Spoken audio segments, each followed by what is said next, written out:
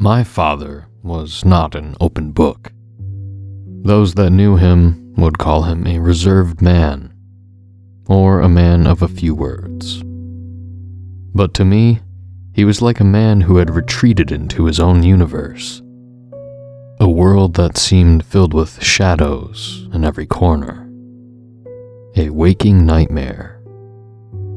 I would catch him sometimes at night, just staring out the window, gripping the arms of his chair so tight I thought his hands would start bleeding.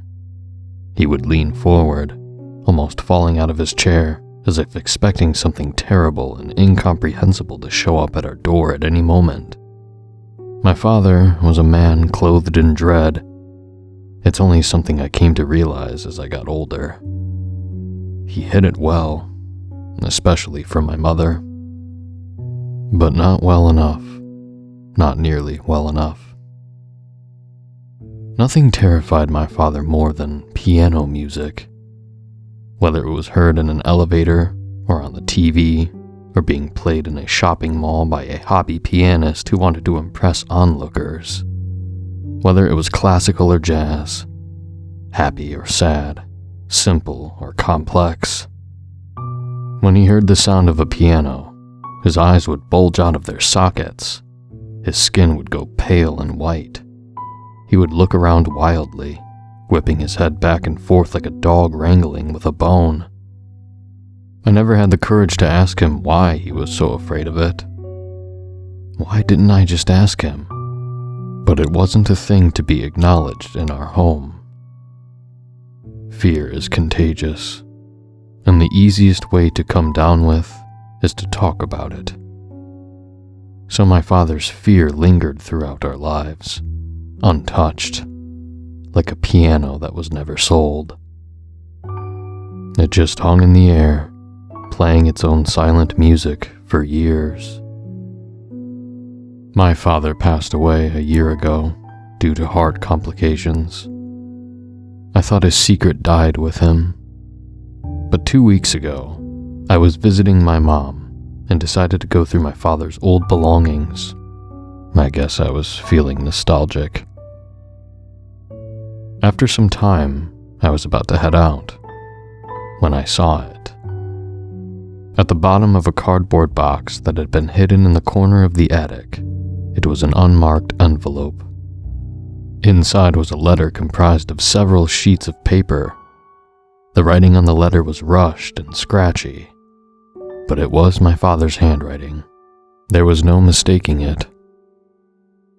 What I read in that letter has haunted me for the past 14 days. I've decided to share that letter, right here and now, because I feel that in some way, it may help me better understand it. Or maybe the truth is, I just want someone to share my father's dread with. My mother would not listen to me when I told her about the letter. She told me to burn it, and to forget whatever it said. She scolded me like I was still a child. What you are about to hear from this point on are my father's words exactly. I have not changed nor altered any of it. I am transcribing it word for word. This is my father's story. I wonder how many times I've attempted to write this letter. How many pieces of paper have I torn up throughout the years? How many pens have gone dry? How many pencils snapped? Too many. Far too many. If I do have the courage to finish it, I wonder who will even read it. Maybe it will be my dear Elizabeth. Maybe you're even reading it right now. I'm sorry for keeping this from you. I haven't been a good husband. You don't know all of me. Not nearly all of me. That's a horrible thing to do to your wife. I hope you can forgive me, Liz. Or maybe it'll be you, Jack. My boy. You saw me better than I saw myself. How many times did you catch me staring? I used to tell you I was daydreaming. If you are reading this, now you'll know what I really saw those nights. What I heard. Or maybe it's neither Elizabeth or Jack. Maybe it's you, Jonathan, or your mother. God help me if it is. Have you finally found me? I've seen you out of the corner of my eye for the last 40 years. Or maybe you're a complete stranger to me. Regardless, it's time I told this story once and for all. Even if the pen and paper I'm writing with end up being the only ones who ever know it. In December of 1976, I was on my way home for the holidays. I was attending the University of Wisconsin, Madison. My parents lived in La Crosse.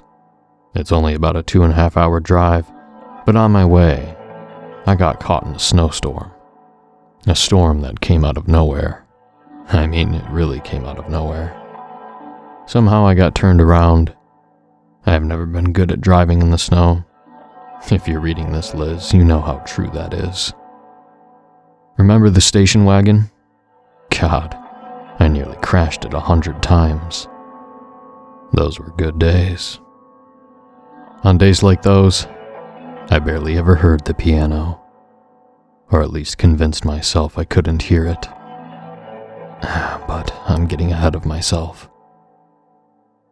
This wasn't just a bad storm, it was one hell of a bad storm. I've rolled back the clock in my head numerous times, wondering if there was anything I could have done differently. What if I had driven slower? But I think in some ways, no matter what I did, that car was destined to crash that day. And crash it I did, straight into a ditch. All my attempts to get the car out of the ditch were futile. Snow was coming down hard. This was no soft powder, but a cacophony of flakes and harsh sleet. Through the white storm, I saw a house in the distance. It was the only building nearby, and I hadn't seen any cars on the road in what felt like forever. I got out of my car and walked towards the home. I was shocked by how deep the snow had become already. How unrecognizable the landscape seemed. I took one last look at my car, already being devoured by the snow, turning it into a sad frozen white monolith in the middle of nowhere. I drew closer and closer to the home, each step I took more tiresome than the last. Then I heard something that stopped me right in my tracks. It was the sound of music coming from the home. It was the delicate sound of a piano. The music cut right through the harsh cold winds of the storm and went straight into my ears. The music was coming from the upper part of the house. There was a window to a room on the upper floor, but a curtain obstructed the view. Still, there was no question that the piano music was coming from that room. My eyes went from the top window to a window on the first floor. There was a woman standing in the window. She was staring right at me with a bemused expression on her face. I waved to her nervously and then pointed back at my car. When I looked back, the woman was gone from the window. Moments later, the front door to the house opened, and I made my way up the porch steps. "Can I help you?" The woman asked, standing in the doorway. She still had that bemused look on her face. "It's a little embarrassing," I said, "but I crashed my car into a ditch down the road and I can't get it out." "Oh my, how awful." The woman said. "Please come in and get yourself warm." I stepped inside and the woman shut the door behind me. All at once, the noise from outside was cut off. The only noise now was the piano music coming from upstairs. That and my chilled breathing. That music, I said, rubbing my arms to get warm. It's really lovely. Oh, that's my son Jonathan. He's a wonderful pianist. Please, do make yourself comfortable. I'll fix you some tea. Absolutely dreadful weather. Simply dreadful. I sat down in the living room. It was a warm and cozy house, but there was something underneath that made me uncomfortable. I did not understand it fully at the time, but looking back on it, I believe some part of me noticed all the little things that were off about the home. For one, there were no family photos anywhere to be seen, and despite the warmth of the home, it had a bizarre, sterile smell, like that of an appliance store. The house looked lived in, but didn't feel lived in. Could I use your phone? I asked. The phones are out. The woman said, bringing back 2 cups of tea. They won't be back up until morning, most likely. Soon as they are, I will phone Harvey, my neighbor. He lives the closest. I'll have him bring his tractor, and we'll get your car out of the ditch. Is there any way to get a hold of him now? I hate to be a bother, but I was on my way to La Crosse to see my folks for the holidays. I was hoping to get there by tonight. Upstairs, the piano music stopped. The woman took a large sip of her tea, looking at me over the cup with her faded green eyes. Putting down the cup gently, she said, La Crosse? Goodness gracious. How on earth did you end up here in Dutchville County? I got turned around. Dutchville County? I've never been through here before. Well, there's no helping it now. Harvey lives a spell away. Unfortunately, you will have to wait until morning, dear. I'm terribly sorry. Your son, Jonathan. How old is he? 20 next month, she said fondly. Oh, well, could he... And again, I hate to be a bother, but could he help me try to push my car out? No, she said flatly, and there was no kind of bemusement in her voice now. Her eyes narrowed. Jonathan cannot move all that well. Even if he could, and even if you did get the car out, the roads are terrible. You'll just be in another ditch in no time. You're perfectly fine to sleep on the couch tonight. Come tomorrow, Harvey will have you out and you'll be on your way to see your parents. I see. I guess it has to be that way then. I realized I had not taken a drink of my tea, but looking at the cup, I lost all thirst. The tea looked like gross mud water that had been pulled from a gutter. For some time, we just sat there in the quiet living room, with no music. A dreary silence took over the home. Where are you coming from anyhow? The woman said, putting down her empty teacup. It felt as if an eternity had just passed. I go to school in Madison. Oh, how lovely. What are you studying? Engineering. How wonderful. You know, Jonathan used to love engineering as a boy, even more than playing the piano. He would always build things, little trinkets and gadgets and gizmos, but his condition made it impossible for him to pursue a higher education. He's been a homebody for years now. All he does is play the piano, day and night. He's really great at it. Oh, where are my manners? I should introduce you both. At that, she led me out of the living room.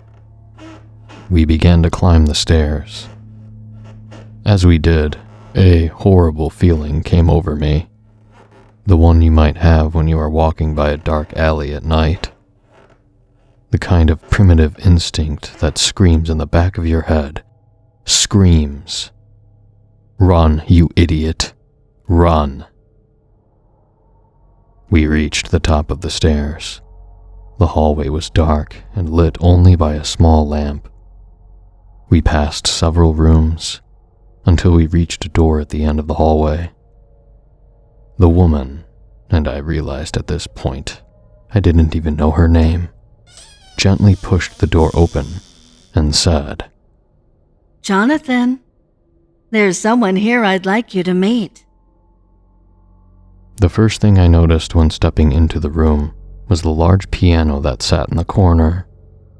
It was a beautiful-looking piano, and it looked out of place in the small room. A piano like that should have been front and center at a concert hall. The fading light outside filtered through the bedroom curtain, giving the room a soft, ethereal look. I felt like I was stepping into some kind of dream world. And then I saw Jonathan sitting on his bed. I froze. I wouldn't call Jonathan a doll exactly. He was too big to be a doll, but he was like a rag doll in a way. A human-sized rag doll. Jonathan was not a living, breathing person. He was just an inanimate object, dressed up to look human. He wore sky blue pajamas and had a mop of red hair. His cloth skin looked like it had been white once, but had now faded to a sickly beige color. He had 2 black buttons for eyes, though they were different sizes, the right eye being much smaller than the left. It gave him the appearance that he was always winking.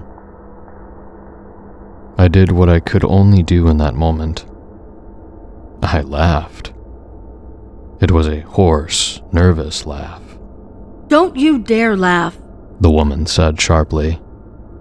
She wasn't looking at me now. She was staring out the window, one hand rubbing Jonathan's inanimate leg in a soothing gesture. "Oh, how they love to laugh."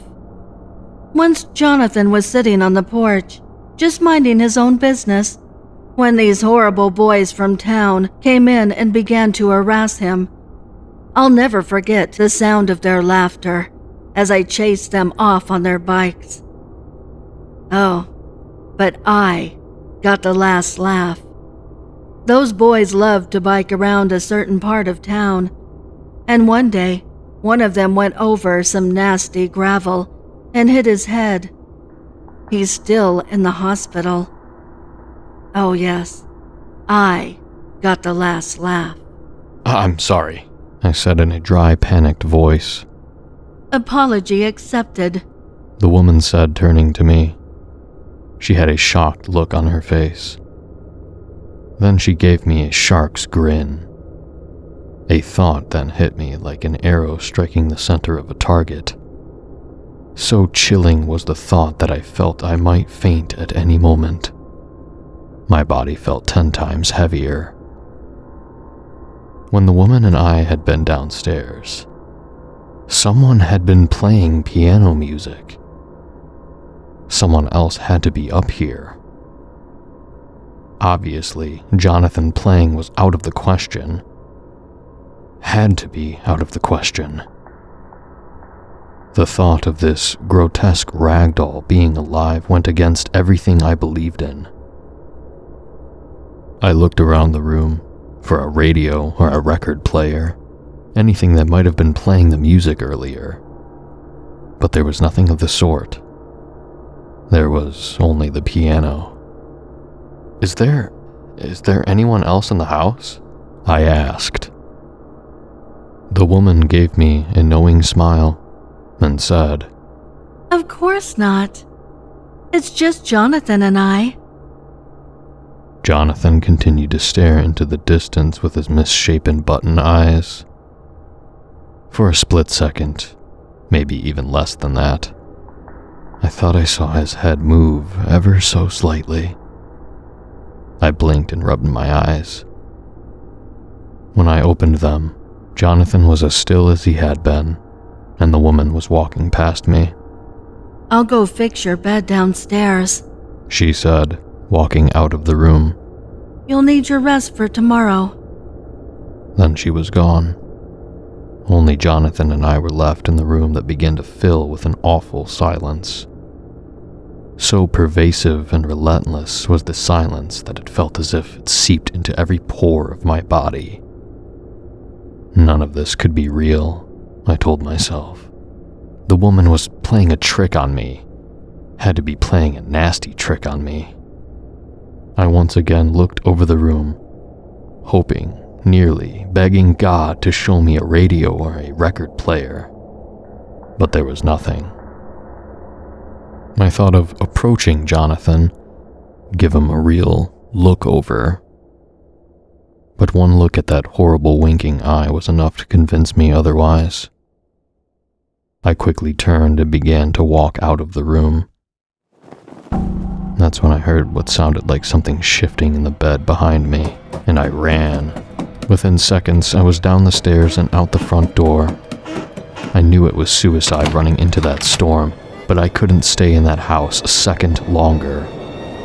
The snow was so deep now, it slowed my running, and for a horrible moment, I imagined Jonathan chasing after me, gaining on me with terrible inhuman speed, his ragdoll limbs moving in a strange unnatural motion. I heard the woman yelling after me, yelling for me to come back. Then I heard two horrible sounds. The first was that the woman was laughing. Even in the roar of the winds, her laugh was unmistakable, piercing even. I turned and saw her on the front porch. She did, in fact, have a horrible grin on her face, which now looked so much longer and paler than it had before. Her laugh was an awful cackle, like thin ice breaking. The second horrible thing I heard was the sound of a piano being played. It was coming from Jonathan's room. My car was nowhere in sight, but it was no use to me now anyways. I ran down the road, and eventually the woman's laugh faded. But not the piano music. No matter how far I went, I could still hear it. It followed me the way a bad memory follows you. I don't know how long I waded through the snow, but at some point I collapsed and thought for sure I was going to die. Then I saw a light coming towards me. That light eventually turned into a tractor with a plow. There was a man driving it. He got out and began to say something, but I couldn't hear him. I was fading in and out of consciousness. The last thing I saw before I blacked out was the man standing over me, a horrible concerned look on his face. The last thing I heard was that piano music.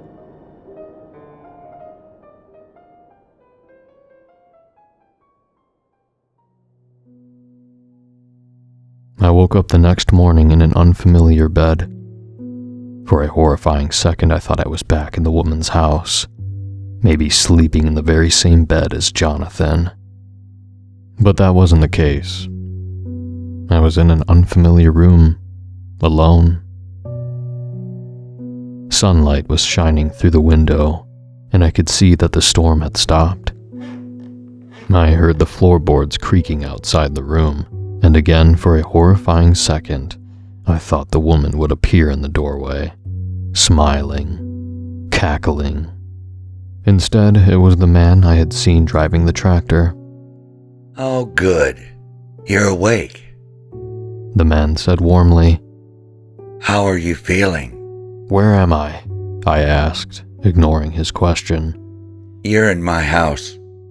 I found you running down the road last night. What were you thinking?" "My car broke down. Are you with that woman?" "What woman?" "The one that lives down the road from where you found me." The man said nothing at first. He just stared at me. Then he said, in a pensive voice, "The woman that lives down the road from where I found you?" "Are you with her?" I said. I gripped the bedsheets as if my life depended on it. "No, I'm not with anyone," the man said, putting up his hands. "I live here on my own." I relaxed my hands. "I need to call my parents. I was on my way to visit them when my car broke down." "Phone's in the kitchen. You're welcome to use it. When you were out, I was plowing the roads. I saw a car. Your car, I gather. We can go there when you're ready and get it out. I already got most of it plowed out, truthfully." "If you saw my car, then you must have seen the house nearby. That's the house where the woman lives with her son, Jonathan. Only he's not. He's not." "The house where the woman lives?" the man said again in that deep, pensive voice. "Yes, you must have seen it if you saw my car." "Why don't you call your parents? Then, if you're up for it, I'll take you to your car." He gave me a reassuring smile, then got up to leave. "Is your name Harvey?" I asked him. He turned around, and the smile on his face dipped into a questioning frown. "It is. How did you know that?" "The woman. She told me about you and your tractor." "Is that right?" For a moment, Harvey said nothing. His frown deepened. "Call your parents, and then we'll get going." He left me in the room, with the sunlight as my only company. My parents were relieved to hear my voice. I didn't tell them about what I saw in the woman's house. It was already starting to feel like a bad nightmare. I told them that my car went into a ditch, and that I spent that night at a kind stranger's house, and that I would be in Madison later that day. Hopefully. I got into the tractor with Harvey, and as we drove down the road, I was shocked to see just how much of the road had already been cleared. The storm had been so awful the night before, and the snow had been so deep. Now, it barely looked as if it had snowed. Eventually, we came upon my car. Harvey had told the truth. He had gotten most of it out of the snow already. He killed the engine to his tractor, and both our eyes went in the same direction. We were looking at where the house was, or where it should have been. There was no house there now, at least not what I had seen last night. Instead, there were the remains of a house. The roof was gone, and part of the top floor was completely caved in. Bits and pieces of the house jutted out like the jagged teeth of some ancient monster. "Is this the house you were speaking of?" Harvey asked. His voice was soft and empathetic. "I don't understand," I said. "I was here last night. I was in there. It wasn't like this." "Son, that house has been abandoned for years now. There was a woman who lived there, but that was a long time ago." "What happened to her?" "It was a long time ago. You couldn't have..." "What happened?" "She took her own life," Harvey said. As he spoke, we both stared at the wreckage of the home. "After her son died. It was a terrible accident involving some of the boys from town. I don't know much of the details. I was young myself back then. I just know that it was an ugly business, and that she blamed one of the boys for her son's death. That boy ended up in the hospital sometime later. I don't know much else. Like I said, it was an ugly business. But that house has been abandoned for years. No one lives there. No one could live there. Just look at the state of it. So, you were just pulling my leg, right? You couldn't have been there last night. Tell me you were just pulling my leg. I stared into Harvey's eyes, which were now threatening to spill over with tears, and saw that the old man was in fact terrified. "Yeah, I was just pulling your leg," I said flatly. Someone from town told you my name. His voice thin, pleading. Someone from town put you up to it, right? Someone from town told me your name. Someone from town put me up to it. Harvey let out a sigh. Well, you got me good, son. Oh boy, yes you did. Now, let's go get your car out. It did not take long for Harvey and I to get my car out and running.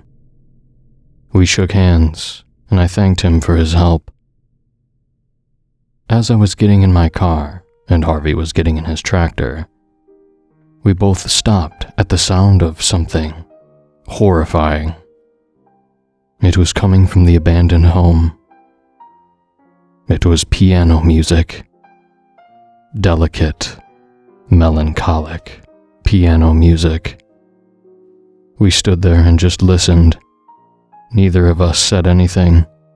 Neither of us acknowledged it. Then after a moment, we got in our vehicles and went our separate ways. I never saw or spoke with Harvey again, but I've heard that piano music every night since that night. I'm hearing it now, as I write this letter. God help me. I'm hearing it now. That's the end of my father's letter. I still can't quite believe what I've read. That my father really wrote these words. At least now, I understand why my father spent his life looking over his shoulder. What he saw in the shadows. Since reading this letter, I've had this idea in my mind to drive up to Dutchville County and trying to find the house that haunted my father every step of his life. But I'm terrified of what I'll see and what I'll hear.